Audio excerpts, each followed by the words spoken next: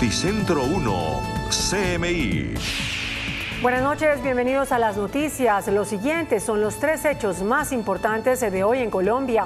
El director encargado de la Unidad de Gestión del Riesgo, Luis Fernando Velasco, emitió un nuevo llamado de alerta para los habitantes aledaños al volcán del Ruiz. Velasco aseguró que es importante que las personas que viven cerca del volcán entiendan la magnitud del peligro que enfrentan y deben evacuar. Advirtió también que la sismicidad y la temperatura señalan que en cualquier momento podría hacer erupción. Ampliación de esta noticia en nuestra emisión nacional a las 9 de la noche. Esta tarde se presentaron disturbios en las universidades públicas de Bogotá. La Nacional y la Distrital fueron escenarios de fuertes enfrentamientos entre encapuchados y la fuerza pública. Por cuenta de los choques, la carrera 30 estuvo cerrada en sentido norte-sur por más de 4 horas, lo que colapsó el tráfico y generó retrasos en la operación de Transmilenio. En la Distrital, encapuchados se tomaron la avenida Circunvalar, lanzaron objetos contundentes contra el escuadrón antidisturbios. Ampliación de esta noticia en nuestra emisión nacional a las 9 de la noche. Una estudiante de la Universidad Javeriana de Bogotá apareció muerta dentro de la institución educativa. María Paula Munévar, de 24 años, había sido reportada como desaparecida hace 7 días por sus familiares.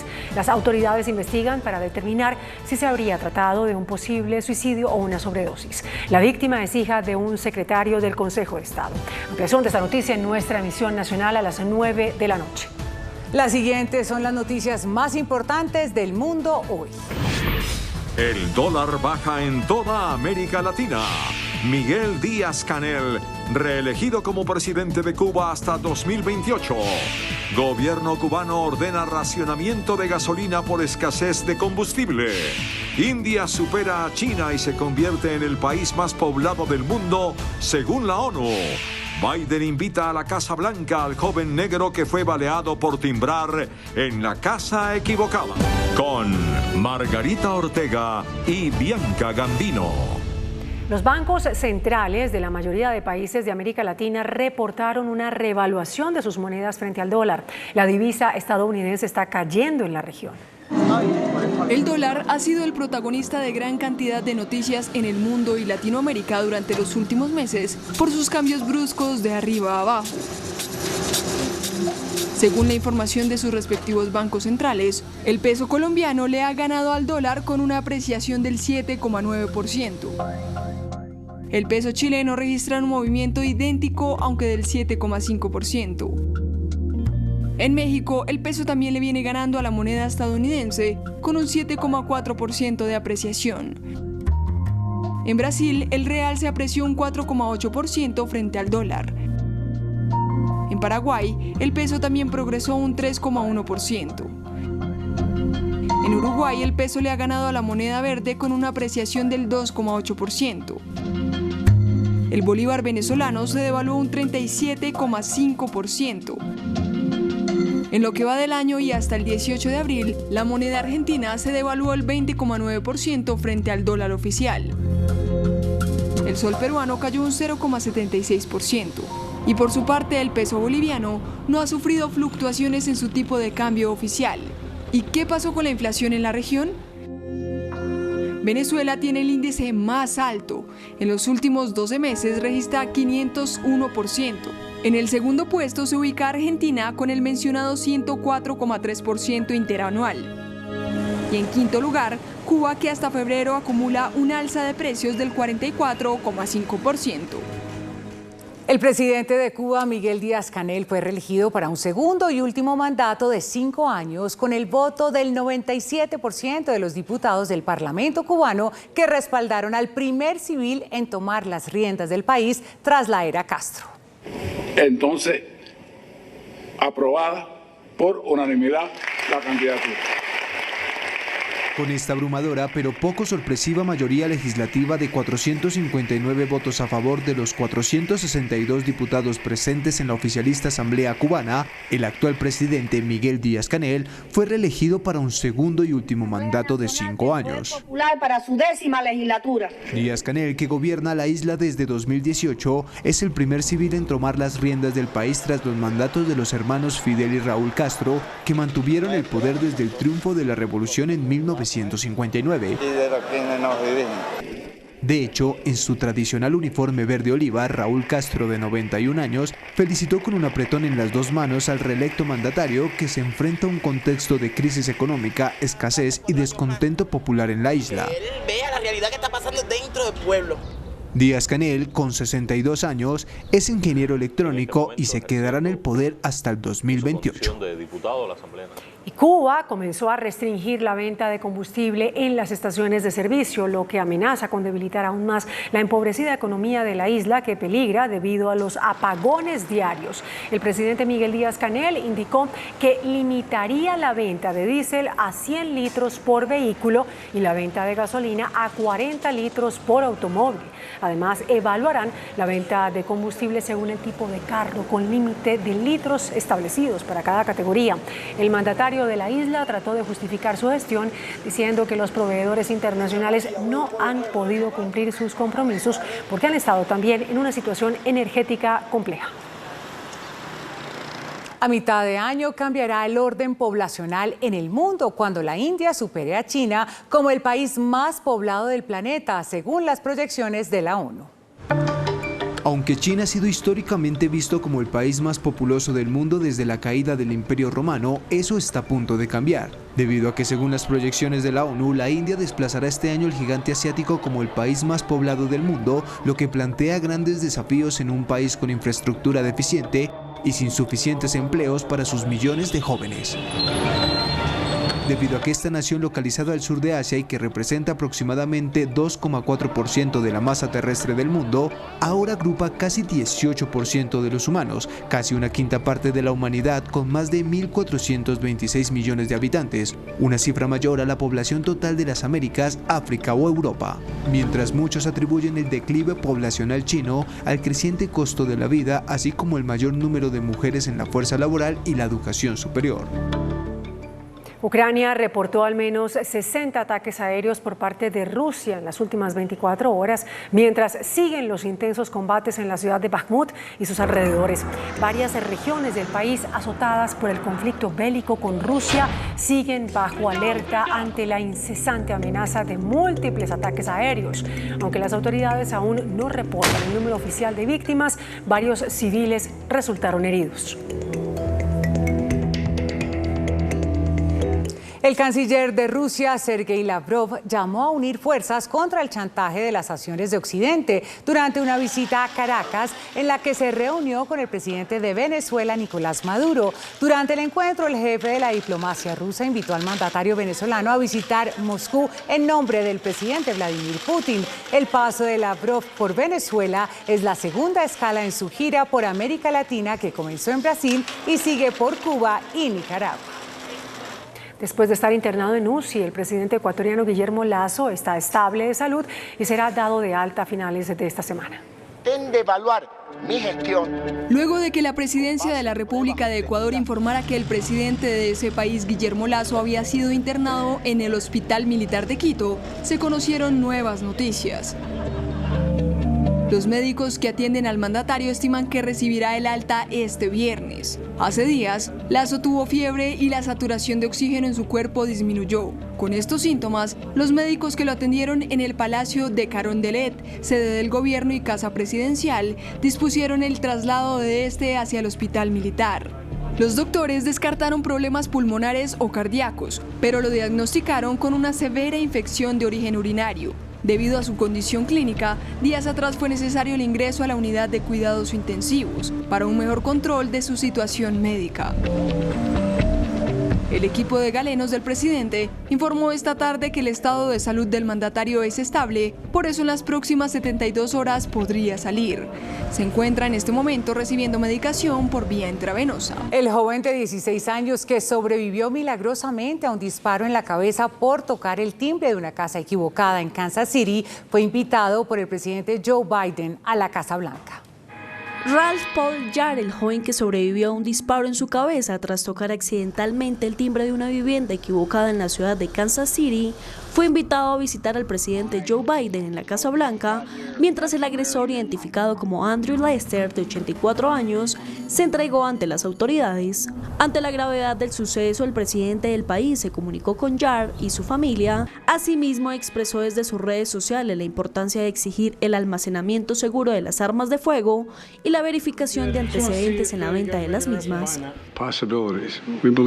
Biden espera al joven de 16 años en la Casa Blanca cuando se haya recuperado tras superar el trastorno de estrés postraumático severo y estar fuera de peligro.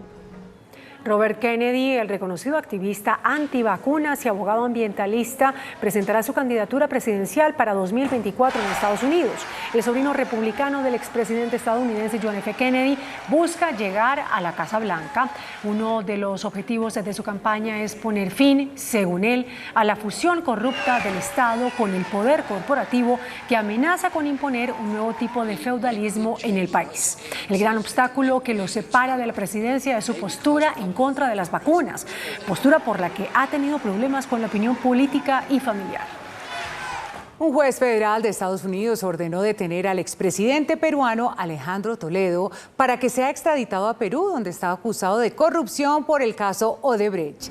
Toledo, residente en San Francisco, debía haber sido arrestado para su extradición el pasado 7 de abril, pero ha estado dilatando el proceso mediante varios recursos legales. Sin embargo, el juez le ordenó que al exmandatario se entregue a las autoridades el próximo viernes a las 9 de la mañana, hora local. Fracasó la tregua en Sudán y continúan los combates hasta el momento. Se reportan al menos 270 muertos y más de 2.000 heridos. Los combates entre el ejército y los paramilitares FARC continúan este miércoles en Sudán por quinto día, luego del rápido colapso de una tregua con mediación internacional.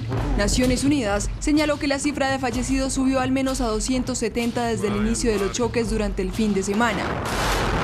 Los tiroteos continuados, los ataques de artillería y aéreos sacudieron la capital Jartum y la ciudad de Omdurmán en la otra orilla del río Nilo.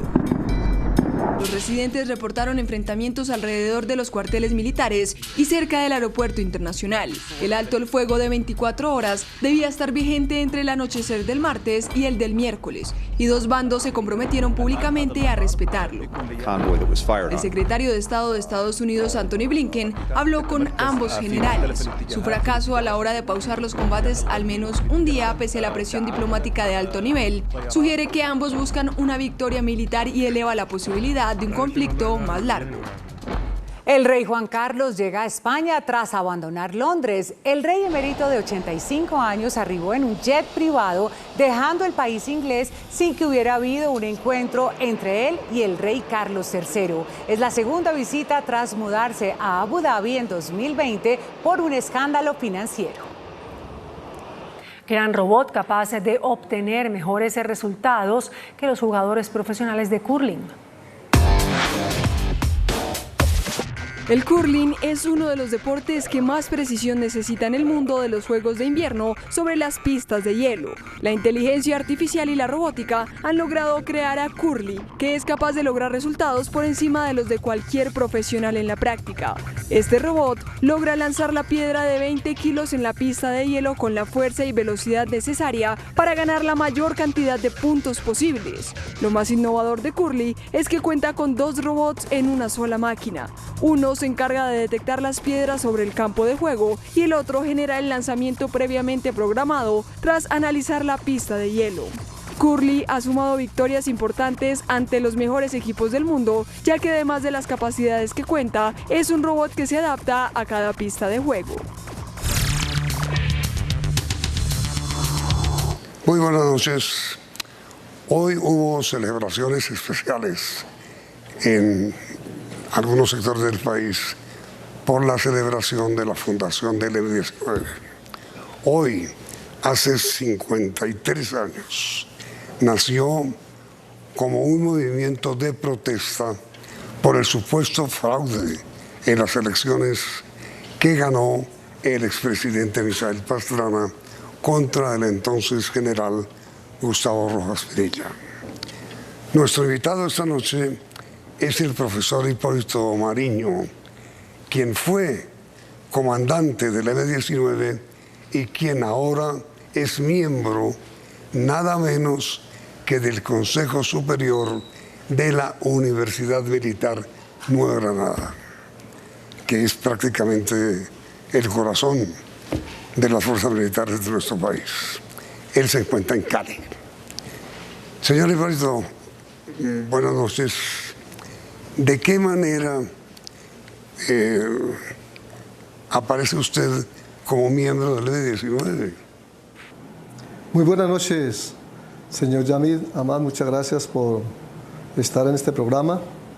Y ya 53 años de historia, ya no es un supuesto fraude, ya está comprobado que el fraude político y electoral que le causaron a la ANAPO se realizó, se dio.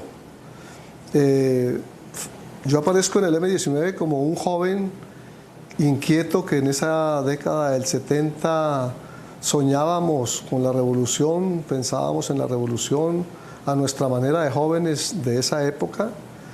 Y en una esquina muy importante para mi vida política, estando en la Universidad Pedagógica Nacional, se apareció el M-19 en mi vida y empecé a ser militante como una persona más, como un colombiano más, como un joven más.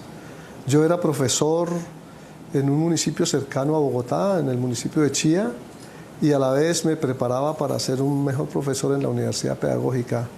Con las inquietudes juveniles, con las inquietudes de la historia patria, con las inquietudes de conocer un poco más sobre esta realidad de nuestra independencia. Apareció Bolívar, apareció el M-19, apareció la espada y entonces me vinculé al M-19. El asunto, señor Nariño, es muy relevante precisamente hoy, cuando un miembro que fue del M-19, el presidente Petro, ocupa la jefatura del Estado. ¿Usted fue compañero del doctor Gustavo Petro en el M-19? Sí, señor. Tuve la suerte de ser compañero y de conocernos con el hoy afortunado presidente de la República. Aureliano se llamaba, el compañero Petro. Tengo entendido que ustedes en el M-19 utilizaban nombres que usó Gabriel García Márquez en 100 años de soledad. Es así, ¿no es cierto? Sí, muchos compañeros que leíamos la historia en los textos de García Márquez, que no era una lectura extraña para los militantes, a tal punto que siempre fue acusado de ser del M-19 porque en los allanamientos o en las capturas encontraban libros de García Márquez con nosotros. Esto llevó a que algunas personas, compañeras y compañeros nuestros, asumieran como seudónimo los nombres de Catarino, de Aureliano, de Úrsula, de Amarantas, que eran muy conocidos entre nosotros y por lo tanto se asumían como seudónimos en ese proceso de clandestinidad en donde se ocultaba la identidad personal para el ejercicio político-militar que realizábamos. El coronel Aureliano Buendía, en los 100 años de soledad, era un hombre solitario y Gabo lo menciona alguna vez en El olor de la guayaba, y alguna vez él también en una entrevista dijo que representaba entonces al expresidente, pues el presidente Rafael Uribe. ¿Usted sabe eso? Sí, conocí la referencia histórica que hace Gabo, inclusive narra cuando en su casa de la abuela el general Rafael Uribe llegó y le ofreció una comida y Gabo decía que fue muy pulcro y de muy poca comida. Sí, así es. Bueno, ¿y qué hacía el hoy presidente Petro como miembro del M-19? Él como joven inquieto y como estudiante del mismo colegio en donde se ha formado parte del bachillerato García Márquez en Zipaquirá, fue un nato dirigente que desde muy joven se interesó, tuvo la inquietud por la historia, por la vida y por la política, desde muy joven. Yo lo conocí siendo dirigente de Cundinamarca, de Bogotá.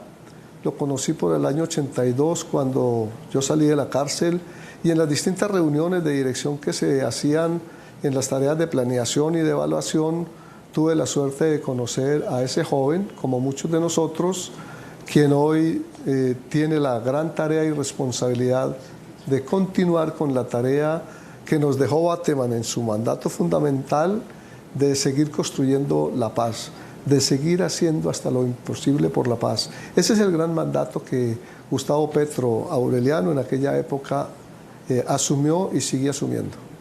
Desde entonces, Aureliano, o el presidente, tenía la intención o el propósito o el objetivo de ser candidato presidencial. Ni más faltaba. En la vida de la militancia nuestra había un riesgo permanente de la captura o muchas veces de la muerte. Nunca pasó por nuestra mente, seguramente por la de él tampoco, esta actividad política presidencial, aunque sí estaba el M-19 vinculado siempre con el pensamiento político electoral. Es bueno decirlo, nacimos de un fenómeno político electoral, la ANAPO, que es esa juntanza suprapartidista de liberales y conservadores que se unen para luchar contra la hegemonía liberal-conservador, vale la pena, del bipartidismo. La presencia electoral en el M-19 siempre estuvo allí, latente, pero ni más faltaba pensar que desde esa época alguno de nosotros pudiese pensar en ser candidato. Los tiempos y los buenos vientos de abril lo fueron llevando a este buen momento para nosotros y ojalá para el país y ojalá para la historia en los temas de reconciliación y de saber dar el paso de un escenario a otro, de un estadio de nuestra lucha política a otro. Salimos de esos procesos de guerra, de confrontación política, de actividad político-militar, donde, claro, Petro fue un activista, un líder, un dirigente, y luego la buena suerte nos tiene hoy en la responsabilidad, no solamente en el disfrute de este momento, sino principalmente en la responsabilidad de la reconciliación, de la amplitud, de seguir construyendo la democracia y la paz. Y usted, señor Nariño, usted y el presidente Petro hoy, ¿cómo hicieron para vivir tanto tiempo en la clandestinidad? La clandestinidad, señor Yamid, es una tarea, es un ejercicio y se convierte en una forma de vida. Es una especie de escondite público en donde se asume otra identidad y con esa identidad se resguarda, digamos, de la seguridad del Estado en esa época. Pero es un dirigente político que desarrolla las propuestas que en ese tiempo del M-19, naturalmente. Entonces la identidad que uno asume, como en mi caso Hipólito, es una identidad política en las acciones que realizábamos dentro de nuestros propósitos, dentro de nuestros planes. Valga decir que siempre estuvo presente y muy fuerte sobre nosotros el mandato de la política por encima de las armas. Y la clandestinidad era otra arma del resguardo de nuestras personas, de nuestra identidad personal, para salvar a las familias, para salvar a los amigos de un proceso que nos llevaba a la guerra, que era el proceso del riesgo, de la captura y muchas veces de la muerte. ¿Y ustedes en la clandestinidad tuvieron en algún momento de violencia en que estuvieron a punto de morir? Era un riesgo permanente, señor Yamín, muy permanente. Era una situación que se asumía como parte de nuestra vida, de nuestro compromiso, de nuestra tarea. Y no quiero hacerle apología a la guerra, ni más faltaba. Eran las circunstancias y las formas. De hecho, yo estuve en varias ocasiones herido, estuve preso, estuve capturado, fui torturado y todos esos riesgos los asumíamos como parte de nuestra responsabilidad sin llegar al rencor y sin llegar a asumir una retaliación personal o de venganza, porque sabíamos que la lucha nos exigía compromisos y también sacrificios. Ahora mire, señor Nariño, usted ha sido elegido miembro del Consejo Directivo de la Escuela Militar Nueva Granada y fue miembro del M-19. Eso ha originado pues, sectores que nacen en contra de su elección, así como hay también sectores que lo apoyan. Hablemos sobre el tema después de comerciales. ¿Quieren? Sí, me siento muy honrado de haber sido aceptado por una muy buena parte de la Universidad Militar Nueva Granada. Me siento muy honrado por la... Pero es un momentico, señor Mariño, ya regresamos a usted después de comerciales.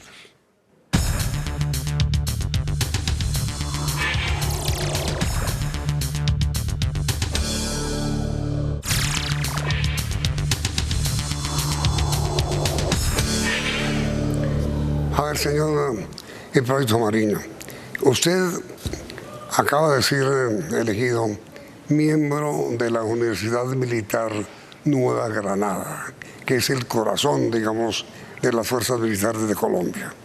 El hecho de que usted haya sido miembro alguna vez del M-19 ha originado cierto malestar en un sector de las fuerzas militares, así como hay otro que apoya su nombramiento. ¿Qué tiene usted que decir sobre las dos posiciones? Me siento muy honrado de haber sido aceptado por las directivas, profesores, estudiantes de la Universidad Militar Nueva Granada, quienes ya se comunicaron conmigo para los procesos y los trámites de vinculación. Pero también me siento muy comprometido con la delegación que el señor presidente, el compañero de nuestra época, Aureliano, el presidente Petro, ha delegado en mi persona la responsabilidad de representarlo en el Consejo Superior y desde allí ejercer una tarea de reconciliación desde la educación, que ha sido para mí también un mandato y una permanente actividad que me llena de ánimo y de vida. Yo soy maestro desde muy joven y qué mejor que en estos tiempos de cambio, de reconciliación, de vida y de paz, hacer una tarea y colaborar con el esfuerzo que la universidad viene haciendo en el campo de la educación para hacer también posible que la universidad sea un referente de paz. Esta tarea y este mandato lo asumo con la responsabilidad y con el orgullo de ser maestro y de vincularme a la Universidad Militar como un ejercicio de pedagogía para la reconciliación. Es un compromiso de vida que lo asumo con alegría, con pasión y con toda mi fuerza y mi vitalidad. Usted, señor Mariño, ha tenido ocasión de hablar con los sectores militares que se oponen o que se han opuesto a su designación. En efecto, tengo muchos amigos de infancia que son militares y fueron militares. Tengo familiares que asumieron la carrera militar y en estos 33 años he logrado establecer relaciones con muchos militares que en el tiempo aquel nos enfrentamos, que en el tiempo aquel tuvimos la oportunidad triste de la guerra, de la confrontación. En mi tarea como gestor de paz y como defensor de la decisión tomada hace 33 años, al haber sido firmante de los acuerdos de paz, pues qué mejor hablar, conversar, dialogar y sobre todo dar un ejemplo de reconciliación con los militares en Colombia, que son ciudadanos colombianos y también constructores de país. Esta tarea de reconciliación es una especialidad de mi alma, de mi sentir. Y la tarea de la pedagogía para la paz es un propósito que me nace porque desde muy joven soy maestro. Por lo tanto, hoy y la vinculación con la Universidad Militar y los amigos militares y la juntanza que hemos logrado establecer con el grupo de veteranos por Colombia, por ejemplo, nos ayuda, nos motiva y nos empuja a la reconciliación entre todos los colombianos, sin distingos de partido político, de credo y mucho menos de actividades que hayamos tenido en el pasado. El futuro de la reconciliación es una tarea que hoy estamos echándole agüita. Pero digo, señor Mariño, usted ha tenido ocasión de hablar con militares que se oponen a su designación. Hasta ahora no. Hasta ahora no he tenido la oportunidad de conversar con algunos de ellos.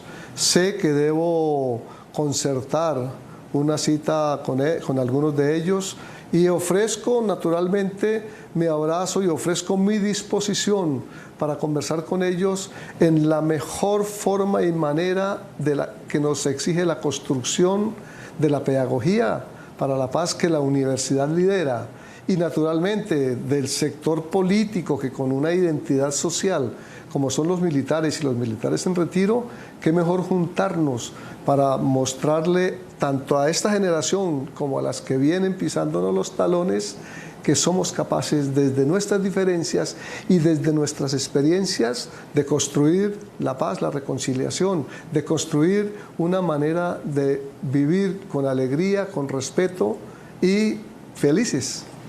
¿Y ha tenido usted oportunidad de hablar con militares que apoyan su nombramiento?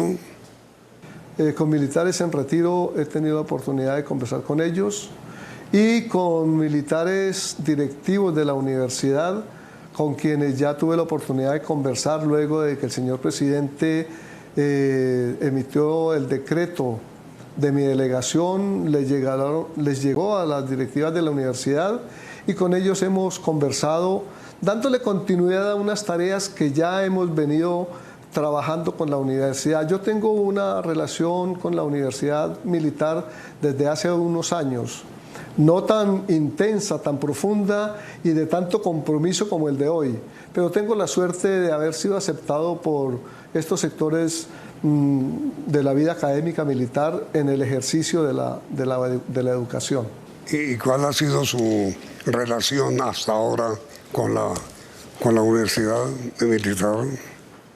Yo he sido invitado a dictar unas conferencias en algunos posgrados y en algunos cursos de pregrado, porque los amigos que me conocen y que algunos son profesores de esa universidad me han invitado. Yo coordiné un programa de bachillerato para la paz por la década del 90 hasta el 2000, y ese programa de bachillerato para la paz fue presentado a la Universidad Militar como una opción de pregrado en el ejercicio que la universidad en la extensión debe hacer. Por lo tanto, no he sido extraño a la Universidad Militar, pero tampoco es extraña para mí la universidad, y mucho más hoy, cuando este ejercicio de la academia y de la dirección de las políticas públicas que en el Consejo Superior tenemos la obligación de hacer en la universidad, pues me siento comprometido y me siento muy feliz. Además, que es una universidad pública como todas las universidades públicas, que tiene una misión, un compromiso, y hoy en este tránsito de construir la paz, el diálogo, la reconciliación, creo que la Universidad Militar puede liderar procesos desde la educación, desde la formación profesional hacia la reconciliación. ¿Usted ha tenido, señor Mariño, ocasión de hablar con el presidente de Petro sobre por qué lo nombró? No he tenido esa oportunidad, pero sé que en todos estos años de juntanza en la política y de construcción de propuestas políticas y en la tarea del diseño de la propuesta de paz, pues seguramente tuvo a bien que ese compañero de otros tiempos y hoy compañero en la formulación de las políticas del partido, de la organización política, de la campaña, desde la compañía en el ejercicio de gobierno que hicimos en la alcaldía, pues sabemos, digamos, qué perfiles maneja él y qué perfiles manejo yo, y entonces a disposición de esta tarea de ser gobierno y a disposición de esta tarea de construir la paz, mi nombre está siempre listo, y por eso creo que tuvo a bien delegarme a esta buena y grande responsabilidad. Como conversábamos antes, un miembro del M-19 como el presidente Petro llegó a la jefatura del Estado. ¿Qué debe esperar la Universidad Militar con usted como miembro de su consejo directivo? Debe esperar la tarea de un profesor, la tarea de un docente, la tarea de un compromisario de la pedagogía de la reconciliación, la tarea y la experiencia de quien ha estado trajinando por los caminos de la paz, de la reconciliación. Quiero presentarle a la universidad el segundo tomo de mi libro, que es un pensamiento político de un valor ciudadano, que es el perdón, en donde aquí presento el valor ciudadano, el valor de vida, el valor que una persona común y corriente debe profesar en estos tiempos y mucho más en el ejercicio y en el escenario de la academia. Debe esperar la universidad, los directivos, los estudiantes, los profesores, los sindicatos de la universidad, las trabajadoras y los trabajadores deben esperar a un compromisario de la paz que tuvo la oportunidad de ser gestor de paz, firmante de la paz del M-19 con el gobierno Barco y hoy un servidor al servicio en el campo de la academia. Pero, a ver, doctor Mariño, además de ser miembro del Consejo Directivo de la Universidad Nueva Granada, Universidad Militar, ¿usted proyecta también ser catedrático? No. La responsabilidad es que el Consejo Directivo de la Universidad se centran en función del desarrollo y de la aplicación de las políticas de la universidad, de la docencia, el desarrollo de la ley de educación. Ni más faltaba pretender, más aún, la disposición para apoyar y participar en el ejercicio de la cátedra, en el ejercicio de la academia, está ofrecida porque ese es mi saber y ese es mi propósito, además la oferta que como colombiano tengo. Pero es la tarea propia de un profesor, es la tarea propia de un ciudadano, es la tarea propia de un gestor de paz, comunicarla, contarla. Y si hay estudiantes, y si hay profesores, y si hay trabajadoras y trabajadores, y si también hay empresarios, y si también hay comunidad en general, pues la Cátedra de la Paz se hará en la universidad, en la calle, en el campo, en los cuarteles, en fin, donde tengamos que ir. Mi pregunta final, señor Mariño, ¿para quién va dirigido el perdón que usted acaba de escribir? Va dirigido a una generación que empieza, que tiene 15, 20 años, que empieza a conocer las obligaciones y las necesidades que la reconciliación tiene. Este ejercicio de escribir sobre el perdón lo hago para decirle a mis hijos, a mis nietos, a los estudiantes, a las personas jóvenes de aquí en adelante, que sí es posible perdonar, que la reconciliación es una tarea y un camino que nos ayuda a arreglar este triste camino y este triste campo de la violencia. En este texto llego a la conclusión, señor Yamid, que es más fácil perdonar que pedir perdón. Y para llegar a esa conclusión cuento un poquito de los avatares de la lucha que me permitieron en momentos difíciles de nuestra confrontación perdonar a quienes estaba confrontando. Yo allí puedo contar y puedo manifestarle a mis hijos, a mis nietos, a las generaciones que vienen, que desde el dolor de la guerra fui capaz de perdonar. Y esa persona que fue capaz de perdonar, que superó el dolor para perdonar, es un colombiano común y corriente. No tiene que ser una persona especial. Simplemente la formación ciudadana y los valores que nos exigen en la paz nos ayudan a este requisito de saber perdonar, de saber entendernos en las diferencias, de saber entender que hay errores de parte y parte y que el perdón es una decisión ciudadana como un mandato universal de la humanidad. Pues muchas gracias, señor Hipólito Mariño, exmiembro del M-19, que hoy está de cumpleaños, por atender nuestra llamada y mucha suerte en su cargo como nuevo miembro del Consejo Superior de la Universidad Militar Nueva Granada. Muy amable. A ustedes, muy reconocido por esta oportunidad. Y a ustedes, televidentes, gracias por la sintonía y continúen aquí en Noticentro 1, CM. Noticentro 1, CMI.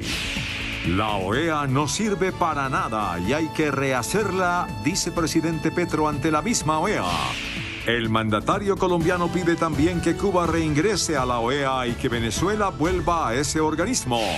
Habrá cumbre de presidentes latinoamericanos para nuevo enfoque en lucha antidrogas. Sí habrá reforma a la salud, dice ministro del Interior. Fue negada ponencia negativa. El presidente Petro agradece rechazo de comisión a ponencia negativa. El proyecto de reforma a la salud del gobierno fue modificado en un 40%. Estas son las reformas. Los misterios del volcán del Ruiz. Servicio Geológico explica los orígenes de los volcanes. Graves disturbios en universidades públicas en Bogotá. Restablecido el orden esta noche. Barranquilla sigue golpeada por extorsión. Comerciantes se retiran de mesa de estudio del problema. Aparece muerta joven estudiante de la Javeriana, desaparecida hace una semana. Con Margarita Ortega y Bianca Gambino. Iniciamos nuestra segunda hora de noticias. El presidente Gustavo Petro cumplió su tercer día de agenda por Estados Unidos. Hoy en Washington criticó el desempeño de la Organización de Estados Americanos, OEA, y se reunió con 3 grupos de congresistas en el Capitolio estadounidense. Informe de nuestro enviado especial, Gerardo Aristizábal.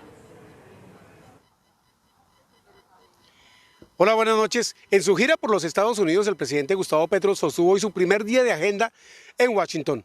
Comenzó con una reunión en el Consejo Permanente de la Organización de Estados Americanos, OEA, y justo en ese escenario criticó el desempeño que ha tenido ese organismo multilateral en la defensa de la democracia en el continente. Yo les propongo rehacer la Carta Democrática. Y en el camino de rehacer la Carta Democrática, arreglar nuestras cuentas. Indudablemente no solo yo fui víctima de una ruptura de esa carta cuando se me quitaron mis derechos políticos, que recuperé gracias a una sentencia. Por eso creo en ese sistema, entre otras cosas. Y la crítica no es hacia un lado sin mirar el otro lado, polarizándonos y destruyendo el mismo contenido, lo que significa un pacto democrático. En ese mismo escenario, el presidente Gustavo Petro dijo que ojalá Venezuela se reintegre al sistema interamericano y dijo que Cuba, que nunca ha estado, también debería estar presente. Claro que sí me interesa y lo estoy luchando, que Venezuela reingrese al sistema interamericano de derechos humanos. Claro que deberíamos conversarlo con Cuba, que nunca estuvo. Se construyó incluso contra los proyectos que se construían en la sociedad cubana. Pero no miramos Perú, entonces.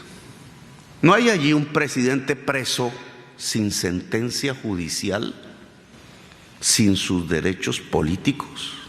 En la tarde, aquí en el Capitolio de los Estados Unidos, el mandatario sostuvo 3 reuniones, una con el Comité Progresista, otra con el Caucus Colombia y otra con el Comité de Apropiaciones del Congreso estadounidense, dirigido por los congresistas Mario Díaz-Balart y Henry Cuellar. Allí les pidió 2 temas fundamentales: que sea incrementada la ayuda de 480 millones aprobados el año pasado a Colombia como aporte de los Estados Unidos para 2 temas específicos.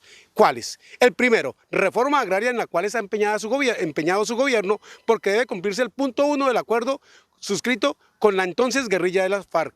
Y 2, que haya mayores aportes para la interdicción de drogas, sobre todo para la compra de lanchas rápidas. Y mañana recordemos que llega el culmen de esta visita del presidente Gustavo Petro con 2 citas. Una, con la poderosa congresista Nancy Pelosi, quien era vocera de la Cámara de Representantes, y luego, en la tarde, 1:30 de Colombia, el encuentro bilateral con el presidente Joe Biden en la Casa Blanca en el Salón Oval. Por el momento, esta es toda la información. Desde Washington, Gerardo Aristizábal, Noticentro 1, CMI. Gracias, Gerardo. Colombia será sede de una cumbre internacional sobre el narcotráfico que busca convocar a todos los mandatarios de América Latina para definir un nuevo enfoque en la lucha antidrogas, que para muchos de los presidentes de la región hasta hoy ha sido un completo fracaso. La cumbre, que está siendo impulsada por los presidentes Gustavo Petro y Andrés Manuel López Obrador, se realizaría hacia finales de septiembre en nuestro país. La idea surgió en el pasado encuentro entre los presidentes de Colombia y México. La idea es que esta cumbre plantee nuevas alternativas en la lucha contra las drogas y los cultivos de uso ilícito. La conferencia internacional planteada y proyectada va a tener diversos escenarios. El canciller, en este sentido, ha venido hablando con los diversos presidentes de la región y sus cancilleres para convocar a una gran conferencia inicialmente en América del Sur en relación con el tema de la droga. Una vez definida una ruta común latinoamericana para una nueva estrategia en la lucha antidrogas, se convocaría una cumbre en Europa y otra en Estados Unidos. Hoy se conoció el documento con las modificaciones al proyecto de reforma a la salud del gobierno. Se habla de un aseguramiento mixto y con esto la permanencia de las EPS como gestoras de salud y vida en el sistema. El proyecto fue modificado en un 40%, así lo indica esta enmienda que se debatirá en la Comisión Séptima de Cámara la próxima semana. El documento queda de 139 artículos en total. Hay que decirlo, se tuvieron en cuenta varios de las propuestas de los partidos, sin embargo, no hay la totalidad y por eso el partido pues ha dado las líneas. En la primera parte de la enmienda ratifican que se transforma el sistema actual en uno de aseguramiento social en salud. Aunque el ministerio asume la rectoría del sistema, se garantizará un aseguramiento mixto, donde el Estado se encargará de la gestión pública y los privados lo harán a través de las gestoras de salud, hoy conocidas como EPS. En ese sentido, las entidades privadas que funcionen podrán transformarse en gestoras si continúan durante los 2 años de transición. En el nuevo sistema no podrán manejar recursos, tampoco se permitirá la integración vertical. Algunas de sus funciones serán el manejo de riesgo en salud por territorios, articulación con redes integrales e integradas de salud y la administración de sus centros de atención primaria. No se permite como entidades de seguridad social la participación de EPS, algunas de ellas privadas con o sin ánimo de lucro. La puerta de entrada de la atención en salud serán los centros de atención primaria, que deben garantizar la libre elección de los usuarios. En el capítulo de manejo de recursos ratifican el pago directo desde la ADRES a los prestadores. Se eliminan los fondos territoriales en salud a petición de varios partidos, pero se crean los fondos cuenta regional, encargados de llevar un registro permanente y detallado de cada servicio prestado y pagado. El ministro del Interior, Alfonso Prada, aseguró que sí habrá reforma a la salud luego de que en la Comisión Séptima de la Cámara se negaran las recusaciones y la ponencia negativa del proyecto. De los 21 congresistas que conforman la Comisión Séptima de la Cámara de Representantes, 17 votaron en contra de la ponencia negativa que intentaba tumbar el proyecto de reforma a la salud del gobierno. Luego de varios tropiezos, la propuesta se mantiene viva. Creo que vamos a tener éxito, vamos a tener las mayorías del Congreso de la República apoyando y con el ritmo que ha comenzado hoy, que ya se ha archivado la ponencia negativa, es decir, que reforma va a haber. El presidente Gustavo Petro desde Estados Unidos agradeció la votación de la comisión.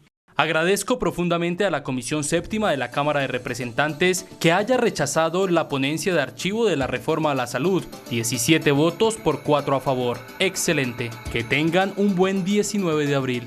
Sin embargo, solo hasta la otra semana este proyecto enfrentará su mayor prueba, el debate de la ponencia positiva con las respectivas modificaciones, la cual no cuenta aún con el voto de los partidos conservador, liberal y de la U, que suman en esa comisión 8 representantes. Creo que nos faltan unas 5 crisis más, ya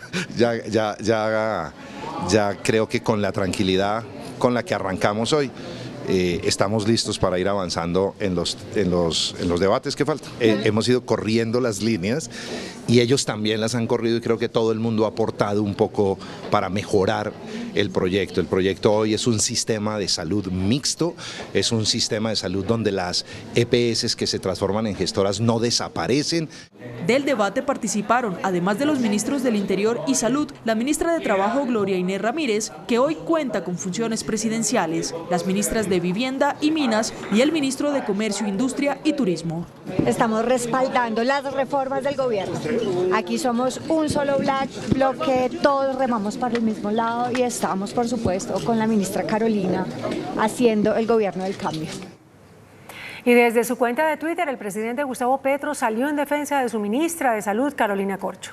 Cabe recordar que este martes el expresidente César Gaviria, jefe único del Partido Liberal, cuestionó por qué la ministra Carolina Corcho está en la jefatura de la cartera de salud. Dijo que es la que se ha opuesto a que se hagan los cambios en la reforma. No entiendo bien por qué esa señora es ministra de Salud, si ha sido la principal interferencia que ha habido para poder hacer un trato, para poder hacer cambios. Ella desconoció por completo que en el Congreso había partidos políticos. El presidente Gustavo Petro la defendió. Esa señora es ministra de Salud porque defiende los pacientes, otros defienden solo los negocios con la vida de la gente. Cabe recordar que este martes el presidente Gustavo Petro dijo que no se aceptarán el 100% de los cambios en la reforma a la salud que solicitan los partidos. El director encargado de la Unidad de Gestión del Riesgo, Luis Fernando Velasco, advirtió sobre un aumento de la temperatura del volcán Nevado del Ruiz y pidió a los habitantes cercanos aceptar la evacuación.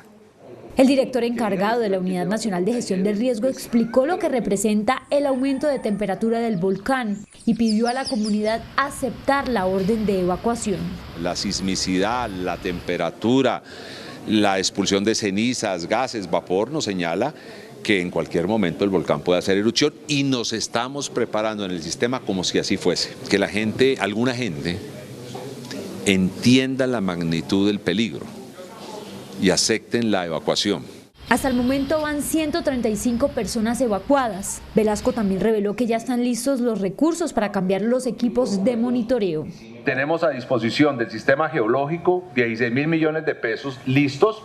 Estamos esperando que nos digan qué necesitan comprar. El citante del debate cuestionó que Medicina Legal en Manizales no está listo en caso de una tragedia. Le aseguro que no tienen hoy plantas eléctricas de respaldo. Le aseguro que no tienen camillas auxiliares de disección. Le aseguro que no tienen contenedores refrigerados. El director encargado de gestión del riesgo dijo que se está revisando esa ampliación de medicina legal con el director nacional de esta institución. ¿Cómo se forman los volcanes? ¿Qué es el magma? ¿Qué son los flujos piroclásticos? Esas son respuestas que nos entrega el doctor John Macario Londoño, director técnico de geoamenazas del Servicio Geológico Colombiano, a propósito del proceso eruptivo en que se encuentra el volcán Nevado del Ruiz. ¿Cómo se forman los volcanes? Los volcanes son una manera de cómo la Tierra libera su energía. O sea, al interior de la Tierra, si uno mira la Tierra y la compara con un huevo, es muy similar. Tiene la cáscara es la corteza, la clara sería como lo que llamamos el manto y la yema el núcleo de la Tierra. Y el manto, que sería la clara, siempre está girando, se llaman corrientes de convección. Y en la medida en que la corteza se parte, que esa cáscara de huevo se partiera, entonces esa energía que está, digamos, ahí moviéndose al interior de la Tierra, sale por esas grieticas que se parten la cáscara. Eso es lava, magma. ¿Qué es el magma? El magma es una composición de gases, un fundido como muy parecido a lo que uno ve en las siderúrgicas, es así muy similar.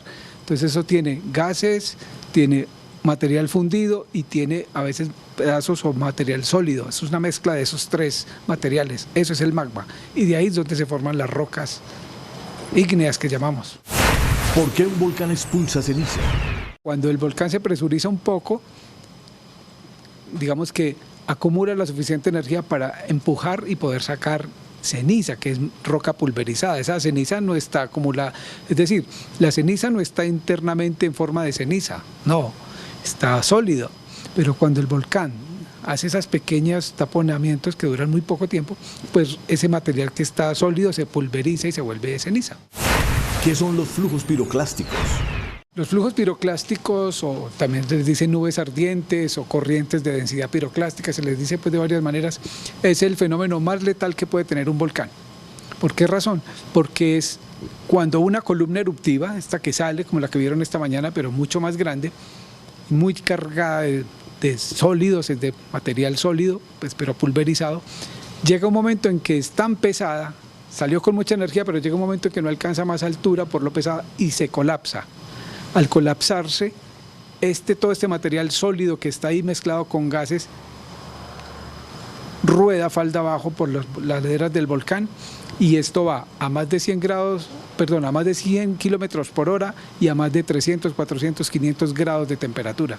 De manera es como si uno se imaginara, por ejemplo, cemento en polvo metiéndole gas caliente. Algo así, pero también con materiales más gruesos que el cemento. Entonces, de manera que es una cosa demasiado caliente y demasiado, digamos, veloz. Por eso es que arrasa con todo. Eso fue lo que pasó en el caso de Pompeya en el año 70. En las últimas horas se registraron disturbios en dos universidades públicas de Bogotá. La Nacional y la Distrital fueron escenario de fuertes choques entre encapuchados y la fuerza pública. Las universidades Nacional y Distrital fueron escenario de duros enfrentamientos entre encapuchados y fuerza pública. Por cuenta de los choques, la carrera 30 estuvo cerrada en sentido norte-sur por más de 4 horas, lo que colapsó el tráfico y generó retrasos importantes en la operación de Transmilenio. Sobre las 7 de la noche se recuperó el orden público en la zona. Mientras tanto, en la Universidad Distrital, por segunda vez en esta semana, encapuchados se tomaron la avenida Circunvalar, lanzaron objetos contundentes contra el escuadrón móvil antidisturbios. Las manifestaciones violentas coincidieron con la conmemoración del extinto movimiento del M-19. Tras 2 nuevos ataques a comerciantes en Barranquilla, integrantes del gremio anunciaron que no volverán a las reuniones que se organizan con las autoridades porque no ven soluciones a las extorsiones. Esta panadería en el centro de Barranquilla y un negocio de comidas rápidas en Malambo son los últimos blancos de las bandas de extorsionistas en esta sección del país. El primero fue en pleno centro de esta capital y en zona donde está prohibida la circulación de motocicletas. Sin embargo, los autores del ataque huyeron en moto.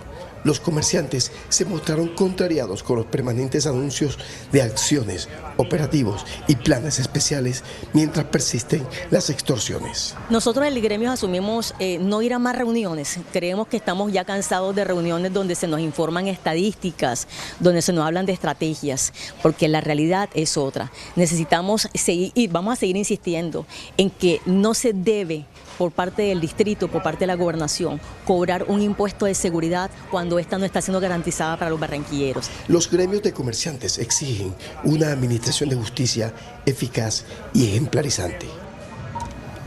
La joven estudiante de la Universidad Javeriana, María Paula Munévar, quien había sido reportada como desaparecida hace 7 días, apareció muerta dentro de la institución educativa. El pasado jueves 13 de abril fue el último día en que se vio con vida a María Paula Munévar, estudiante de Ciencia de la Información Archivística y Bibliotecología de la Universidad Javeriana. Fue en esta institución donde tomó un taxi hace una semana hacia el centro de Bogotá luego de hablar con su mamá vía celular. La llamada dura como 8 minutos y entonces me dice, ya llegué al túnel de la Javeriana. Aquí se cae la llamada, nos hablamos después. Y esa fue la última vez que yo hablé con él. Hoy, 7 días después, a la 1 de la tarde de este miércoles, un guarda de seguridad la encontró muerta en el piso, esto dentro de la universidad. Inmediatamente alertó a las autoridades. Se encontró a María Paula sin vida en la zona nororiental de la universidad, que se encontraba y se encuentra cerrada por condiciones invernales. Fue justo aquí, en la sede E de la Universidad Javeriana, donde las autoridades encontraron el cuerpo sin vida de la estudiante de 24 años, María Paula Munévar. Hay 3 hipótesis de su muerte. La primera, que se habría suicidado por el consumo de cianuro. La segunda tiene que ver con el consumo de alguna droga que le habría causado una muerte por sobredosis. Y la tercera, que se trataría de un asesinato. Me parece terrible que después de 7 días hasta ahora la encuentren. Que el nivel de seguridad de la universidad no haya podido a través de cámaras o de su esquema de seguridad identificar que algo estaba pasando. El día de mañana Medicina Legal entregaría un informe con la necropsia del cuerpo de la joven en el que informa la causa de su muerte. María Paula Munévar era hija de Pedro Pablo Munévar, secretario de la sección primera del Consejo de Estado. En una dura carta, Sofía Petro, hija del presidente de la República, cuestionó al expresidente Andrés Pastrana. Yo soy Sofía Petro. Sofía Petro, la hija del presidente que vive en Francia, dijo que las críticas del expresidente Pastrana en la carta que el exmandatario envió al presidente de Estados Unidos son una difamación y criticó el Plan Colombia. Una falsa dicotomía entre represión y permisividad y que es hostil a la vida no es un plan deseable para Colombia en su búsqueda de paz. El Plan Colombia fracasó mucho antes de la prohibición de la erradicación aérea. Además cuestionó la aspersión aérea. La estrategia de aspersión de veneno fue contraproducente y causó daños medioambientales, sociales y sanitarios. Cabe señalar que en la carta enviada por Pastrana a Biden, el expresidente recuerda la colaboración de Estados Unidos para ejecutar el Plan Colombia y además dijo que la Colombia de Petro es un caos de orden público. En la capital de los colombianos, el 64% de los comerciantes no se sienten seguros y más del 80% está de acuerdo con militarizar la ciudad. Así lo reveló una encuesta de percepción de seguridad de FENALCO Bogotá. Los comerciantes rajaron a la capital en materia de seguridad. Una encuesta revelada por FENALCO indica que 8 de cada 10 considera que ha empeorado la seguridad en los últimos 4 meses. La mayoría de los comerciantes no se sienten seguros donde trabajan, 64%, y el 57% se sienten inseguros donde viven. El 30% fue víctima de algún delito. Las modalidades que más afectan a los empresarios en la capital son el atraco, el raponazo, el robo a mano armada y la extorsión. ¿Cuáles fueron los artículos más robados? Como siempre, el celular ocupa el primer puesto, seguido de dinero, productos del negocio. La situación es tan delicada que incluso los comerciantes respaldan la idea de militarizar la ciudad. El 82% pide presencia del ejército. Levantamos la mano para que se continúe y que se fortalezca cada vez más ese trabajo entre la policía y el ejército. Solicitan a la alcaldesa autoridad, mayor pie de fuerza, más capturas y penas más estrictas para los delincuentes. A un debate de convertirse en ley quedó el proyecto que busca permitir que los colombianos se puedan divorciar sin que exista mutuo acuerdo, de autoría de la representante Catherine Miranda.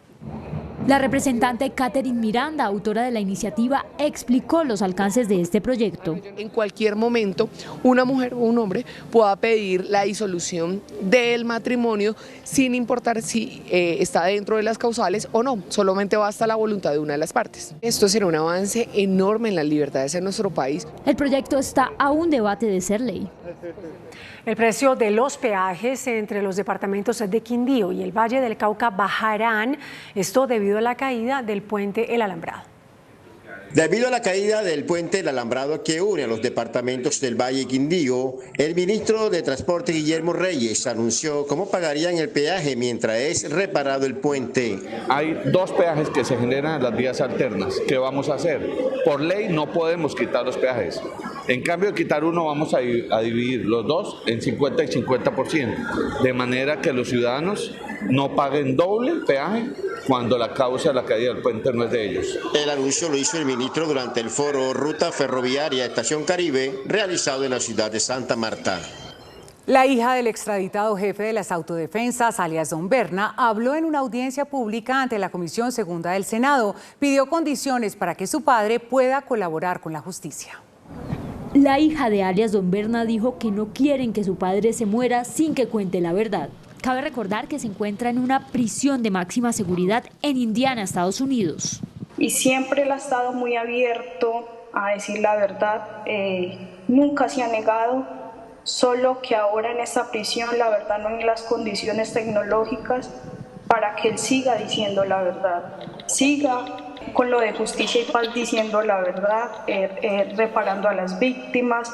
Ha sido muy complicado y a veces piensan que él no quiere o que se niega, pero no es así. La verdad es que la prisión no tiene las condiciones y lo que no queremos es que de verdad él se muera sin decir la verdad ni que nadie sepa lo que realmente pasó. Mónica Murillo dijo que la condición de salud de su padre empeora y señaló que está autorizado el traslado a una prisión hospital o a un centro de reclusión en la Florida, decisión que aún no ha sido acatada. La Procuraduría General y la Personería de Bogotá presentaron hoy una guía dirigida a funcionarios del Ministerio Público para que superen los estereotipos de género. La guía pretende que los funcionarios apliquen el enfoque de género en todas las etapas del proceso penal y no incurran en sesgos o criterios machistas a la hora de impartir justicia en los casos de violencias contra las mujeres. No debe permitir la revictimización de la mujer y la utilización de estereotipos. Oponerse a la conclusión que si la mujer no reaccionó físicamente a una agresión sexual es porque consintió en su realización. Recientemente la Corte Suprema dio a conocer que la Procuraduría pidió la absolución de un abusador sexual alegando inconsistencias en el relato de su víctima, advirtiendo que hubo un coqueteo de parte de ella y una respuesta a una insinuación lujuriosa. La Procuraduría pidió cobijar con detención domiciliaria al gobernador del Magdalena, Carlos Caicedo, investigado por irregularidades en contratación. La Fiscalía señala al mandatario de dejar varias obras inconclusas en su administración como alcalde de Santa Marta, acusaciones que Caicedo niega. El Tribunal de Bogotá definirá si ordena la detención del mandatario.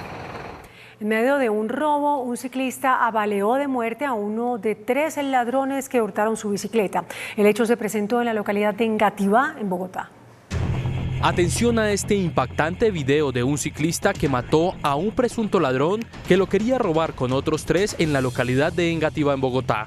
Un ciudadano que se desplazaba por este sector en su bicicleta es abordado por 4 individuos que le hurtan este elemento y posterior a ello reacciona de manera fuerte. Portaba en sus pertenencias un arma de fuego, la cual acciona en contra de uno de los delincuentes que le acaba de cometer el hecho del hurto de su bicicleta. La policía está buscando a los 3 ladrones que escaparon. Los otros 3 sujetos no se han podido ubicar, salieron del sitio. El joven, tras perder su bicicleta, se fue del lugar. Hasta el momento no se sabe quién es. 300 homicidios en 3 meses en Bogotá obligaron a la policía a crear un grupo élite para combatir el delito. Ante un aumento del 10% en los homicidios de la capital, con un registro de 300 muertes este año, la policía creó un grupo élite para combatir este flagelo. Conformado precisamente con las especialidades de policía judicial, de inteligencia, de nuestro modelo nacional de vigilancia comunitaria por cuadrantes y unos grupos importantes para las 5 localidades priorizadas de Bogotá en este delito especialmente. Las localidades de Ciudad Bolívar, de Kennedy, Bosa, Engativá y Usme. En los últimos 10 días se han capturado a 22 personas por el porte de armas de fuego. La Fiscalía formuló cargos al coronel de la Fuerza Aérea Carlos Valderrama por homicidio. El oficial estaría implicado en la muerte de un trabajador del IDU que, según la Fiscalía, fue arrollado por un vehículo conducido por Valderrama, quien presuntamente estaba en estado de embriaguez. El oficial enfrentará el proceso en libertad. Miguel Díaz-Canel fue reelegido para un segundo mandato en Cuba. El presidente de Ecuador, Guillermo Lasso, saldrá del hospital y la Corte Suprema de Estados Unidos extiende temporalmente acceso a la píldora para abortar. Noticias del Mundo en Noticentro 1, CMI. La Asamblea Nacional de Cuba reeligió este miércoles a Miguel Díaz-Canel, de 62 años y primer presidente civil de la isla en más de 6 décadas, para un segundo mandato de 5 años, a pesar de las graves condiciones económicas que enfrenta la isla actualmente. La reelección de Díaz-Canel, con el voto del 97,66% de los diputados del Parlamento, que se compone de 470 miembros, se esperaba ampliamente. Reemplazó a Raúl Castro como presidente en 2013 y luego en 2018 como primer secretario del Partido Comunista de Cuba. El equipo médico del presidente Guillermo Lasso informó esta tarde que el estado de salud del mandatario es estable y que podría recibir el alta en las próximas 72 horas en el Hospital Militar de Quito, donde permanece desde el sábado pasado debido a una infección en las vías urinarias. La Corte Suprema de Estados Unidos volvió a extender el acceso a la píldora para abortar, mientras el alto tribunal evalúa el caso al suspender temporalmente el fallo de un tribunal inferior que ordenó restricciones en el acceso al medicamento. ExxonMobil dejaría su operación en Colombia por decisiones sobre el fracking. Es la intención que mostró la multinacional ExxonMobil a su socia, la compañía Sintana Energy, para el desarrollo de proyectos de yacimientos no convencionales en Santander.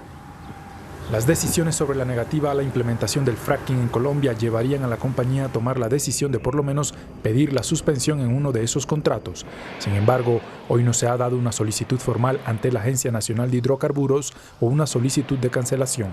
Hay que decir que por ahora la empresa ExxonMobil se encuentra en un diálogo constructivo con el gobierno sobre los mecanismos contractuales y legales para brindar una solución a las inversiones de exploración en los yacimientos no convencionales. La ministra de Minas y Energía, Irene Vélez, anunció nuevas normativas para que Ecopetrol pueda posicionarse como generador de energía en el país. Al término del debate en el Congreso de la República que discutió el Plan Nacional de Desarrollo, la ministra de Minas y Energía, Irene Vélez, anunció cambios en las normativas de Ecopetrol para iniciar su fortalecimiento como generadora de energía. La funcionaria explicó que la compañía ya autogenera para su propio beneficio en algunas plantas de producción que, aumentando sus niveles, incluso pueden mandar energía al sistema interconectado nacional. Pueda hacer generación eólica y generación solar para integrarla al sistema nacional. Es decir, que poco a poco transite de ser una empresa de hidrocarburos a una empresa de energías. De igual manera, la ministra Vélez señaló que se aumentarán las inversiones en este frente, presupuesto que ya se contempla en el Plan de Inversión 2023. Sostuvo que un nuevo actor en el mercado como Ecopetrol aumentará la oferta de energía con un impacto positivo en la reducción de tarifas. Crecer su esquema de negocios a través de la generación eólica en Costa Afuera, por ejemplo, donde tenemos un enorme potencial como país. ISA, como filial de Ecopetrol, será clave para el fortalecimiento de la política energética del país. El Instituto Colombiano Agropecuario anunció que están controlados los focos de influenza aviar en el país. De acuerdo con el director de la entidad, Juan Fernando Roa, se han erradicado 47 de 49 focos presentados en 7 departamentos. 50.000 aves silvestres han sido sacrificadas para evitar riesgos de contagio en granjas avícolas comerciales. Una encuesta de la Bolsa de Valores y del Centro de Estudios Económicos FEDesarrollo estima un crecimiento de la economía entre 0,7% y 1,2% para 2023. Los agentes del mercado financiero esperan una desaceleración de la economía colombiana, la cual caería para el cierre del año a niveles entre el 0,7 y 1,2%. El promedio se calcula en el 1% en línea con las estimaciones del Fondo Monetario Internacional. También se estimó el crecimiento para el primer trimestre de 2023, el cual se prevé en 2,1%, muy por debajo del resultado de 2022. La encuesta de opinión financiera de la Bolsa de Valores señala que la economía se verá afectada por las altas tasas de interés que representan un menor consumo de los hogares. En inflación se espera una reducción gradual para ubicarse al cierre del año en 9,12%. La Procuradora General Margarita Cabello le pidió a la Corte Constitucional que tumbe uno de los artículos de la reforma tributaria promovida por el gobierno Petro. La Corte estudia más de 30 demandas contra diferentes artículos de la reforma tributaria de 2022. Una de ellas cuestiona un parágrafo que imposibilita que las empresas puedan deducir las regalías del impuesto de renta, es decir, que se permita que los pagos que han realizado en regalías sean tenidos en cuenta a la hora de tasar ese tributo. La procuradora Cabello le pidió a la Corte que tumbe ese artículo al considerar que dicha prohibición desconoce los conceptos de justicia y equidad tributaria. La demanda que estudia la Corte plantea que el pago de regalías es un costo de producción de las empresas minero-energéticas y por ello razonablemente debería ser deducible a efectos de determinar la base gravable del impuesto sobre renta. El índice de capitalización de la bolsa, que mide el comportamiento de las 25 principales acciones, cerró a la baja. El índice selectivo MSCI Colcap de la Bolsa de Valores de Colombia bajó 0,57% a 1.247 puntos. La acción del Grupo Aval fue la que más subió, con una valorización de 3,77% a 550 pesos. La acción del Banco de Bogotá fue la que más bajó, con una pérdida de 3,81% a 35.300 pesos. La acción más negociada de la jornada fue la de Preferencial Bancolombia, al movilizar más de 19.000 millones de pesos, con una variación negativa de 1,82% a 32.400 pesos. El dólar cerró al alza. Indicadores económicos en Noticentro 1 CMI. La tasa representativa del mercado que regirá para mañana jueves será de 4.532 pesos con 43 centavos. Los profesionales del cambio compran la divisa en promedio en 4.380 pesos y la venden en 4.450 pesos. Un euro cuesta 4.968 pesos con 50 centavos. La libra de café en Nueva York se cotizó a $2 con 2 centavos. El azúcar se transó en 24,34 centavos de dólar la libra. El barril de petróleo WTI se cotizó en $79 con 1 centavo. La referencia Brent para Colombia se cotizó en $82 con 84 centavos. Una acción de Ecopetrol cuesta 2.545 pesos.